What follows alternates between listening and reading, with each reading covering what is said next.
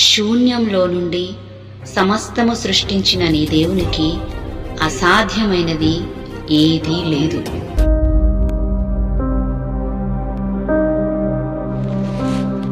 ఆదియందు దేవుడు భూమి ఆకాశములను సృజించెను. భూమి నిరాకారముగాను శూన్యముగాను ఉండెను. చీకటి అగాధ జలము పైన కమ్మియుండెను. దేవుని ఆత్మ జలములపైన అల్లాడుచుండెను. దేవుడు వెలుగు కమ్మని పలుకగా వెలుగు కలిగెను. వెలుగు మంచిదైనట్టు దేవుడు చూచెను.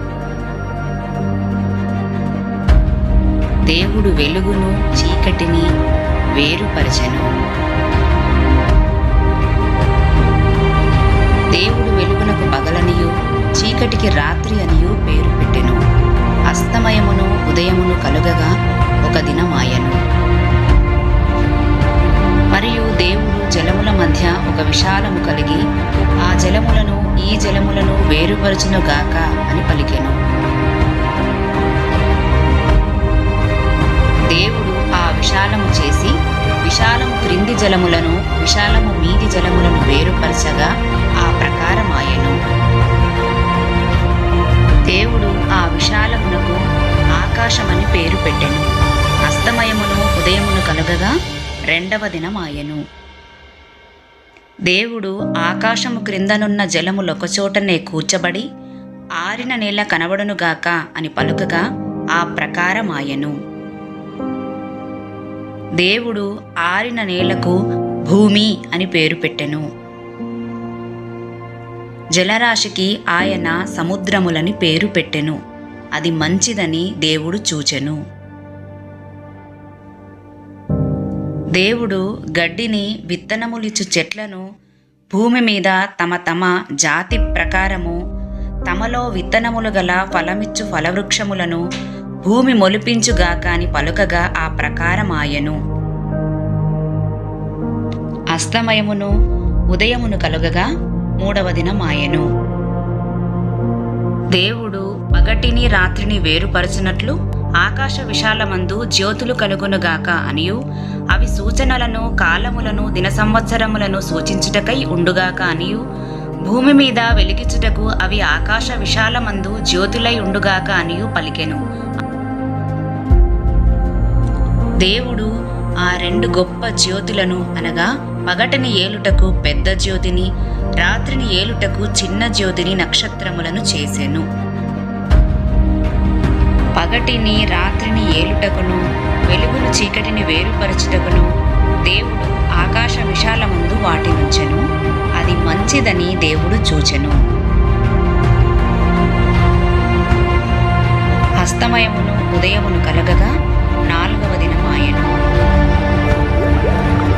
దేవుడు జీవము కలిగి చెలించు వాటిని జలములు సమృద్ధిగా పుట్టించునుగాక అనియో పక్షులు భూమిపైని ఆకాశ విశాలములో ఎగురునుగాక అనియు పలికెను.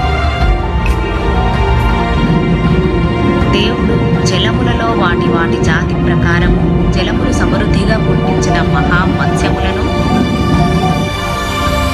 జీవము కలిగి చెలించు వాటినన్నిటినీ దాని దాని జాతి ప్రకారము రెక్కలు గల ప్రతి పక్షిని సృజించెను. అది మంచిదని దేవుడు చూచెను. దేవుడు మీరు ఫలించి అభివృద్ధి పొంది సముద్ర జలములలో నిండియుండుడనియు పక్షులు భూమి మీద విస్తరించునుగాక అనియు వాటిని ఆశీర్వదించెను. అస్తమయమును ఉదయమును కలుగగా ఐదవ దినమాయెను. దేవుడు వాటి వాటి జాతి ప్రకారము జీవము గల వాటిని అనగా వాటి వాటి జాతి ప్రకారము పశువులను పురుగులను అడవి జంతువులను భూమి పుట్టించుగాక అని పలికెను. ఆ ప్రకారమాయెను. దేవుడు ఆయా జాతుల ప్రకారము అడవి జంతువులను ఆయా జాతుల ప్రకారము పశువులను ఆయా జాతుల ప్రకారము నేలను ప్రాకు ప్రతి పురుగును చేసెను. అది మంచిదని దేవుడు చూచెను. దేవుడు మన స్వరూపమందు మన పోలిక చొప్పున నరులను చేయుదము. వారు సముద్రపు చేపలను, ఆకాశ పక్షులను, పశువులను, సమస్త భూమిని, భూమి మీద ప్రాకు ప్రతి జంతువును ఏలుదురుగాక అనియు పలికెను. దేవుడు తన స్వరూపమందు నరుని సృజించెను. దేవుని స్వరూపమందు వాని సృజించెను. స్త్రీనిగాను పురుషునిగాను వారిని సృజించెను. దేవుడు వారిని ఆశీర్వదించెను. ఎట్లనగా, మీరు ఫలించి అభివృద్ధి పొంది విస్తరించి భూమిని నిండించి దానిని లోపరుచుకొనుడి. సముద్రపు చేపలను, ఆకాశ పక్షులను, భూమి మీద ప్రాకు ప్రతి జీవిని ఏలుడని దేవుడు వారితో చెప్పెను.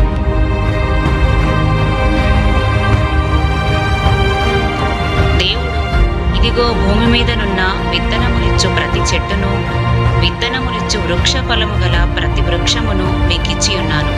అవి మీకు ఆహారమగును. భూమి మీద నుండు జంతువులన్నిటికిని, ఆకాశ పక్షులన్నిటికిని, భూమి మీద ప్రాకు సమస్త జీవులకును పచ్చని చెట్లన్నయు ఆహారమగునని పలికెను. ఆ ప్రకారమాయెను. దేవుడు తాను చేసినది యావత్తును చూచినప్పుడు అది చాలా మంచిదిగా నుండెను. అస్తమయమును ఉదయమును కలుగగా 6వ దినమాయెను.